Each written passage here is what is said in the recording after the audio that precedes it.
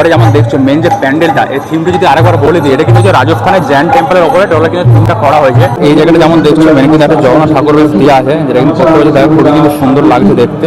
দেখছো টোটাল কিন্তু ইন্টেরিয়ার লুকটা হরে কৃষ্ণ। ও ভাই সব সেরা কিন্তু লাগছে, একটা মনে হচ্ছে যে রিয়েল একটা টেম্পল, বাট এটা কিন্তু সেটা মণ্ডপ।